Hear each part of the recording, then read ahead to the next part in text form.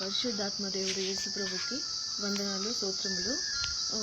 దేవుణ్ణి ముందు ఎప్పుడు కూడా అంటే నమ్మకపోవడం అంటూ ఏం లేదు, పూర్తిగా అయితే ఎప్పుడు నమ్మలేదు. కానీ నా డెలివరీ విషయంలో నమ్మాల్సి వచ్చింది. ఎలా అంటే బేబీ 8 monthsలో స్కానింగ్కి వెళ్ళింటే బ్రీచ్ పొజిషన్లో అంటే తలకిందులుగా ఎదురుకాలతో ఉంది అని చెప్పారనమాట.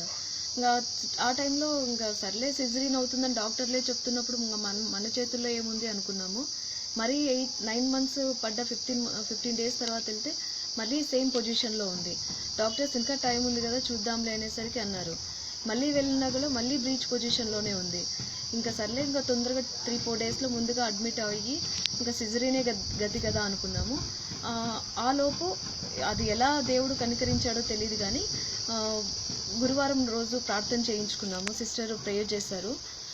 చేసిన వెంటనే చేస్తున్నారు, బిడ్డ లోపల హెల్దీగా బాగా కదులుతూ ఉందనిపించింది. అంటే అక్కడ ఒక పాజిటివ్నెస్ బాగా దేవుడి మీద కలిగింది.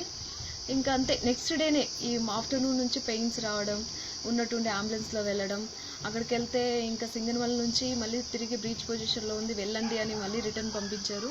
ఇంకా వెళ్తూనే అంబులెన్స్లోనే డెలివరీ కావడం అంటే దేవునికి స్తోత్రములు. ఇంకా దేవుడి మీద పెద్ద నాకు అది ఒక సాక్ష్యంలాగా ఏర్పడింది. దేవునికి అనేక స్తోత్రాలు వందనాలు. ఈ దేవుడి కృప మా మీద ఎల్లప్పుడూ ఉండాలని కోరుకుంటున్నాను. అలాగనే ప్రతి ఒక్కరూ కూడా అంటే మంచి దేవుడు ఏం చెప్తున్నాడు అంటే నన్నే నమ్మాలని అని చెప్పడం లేదు, కానీ మంచితనంతో విశ్వాసంతో దేవుని చూడమని చెప్తున్నాడు. అప్పుడు దేవుని మనం మంచి దృష్టితో చూడడం వల్ల ఏమైపోతుంది, మనకు చాలా మేలు కలుగుతుంది కదా. అప్పుడు దేవుడికి మన కృప చాలా ఉంటుంది మన మీద. సో ఇంకా నేను చెప్పేది కూడా అదే, దేవుడి కృప మా మీద ఉన్నందుకు చాలా సంతోషంగా ఉంది. అందరికీ వందనాలు.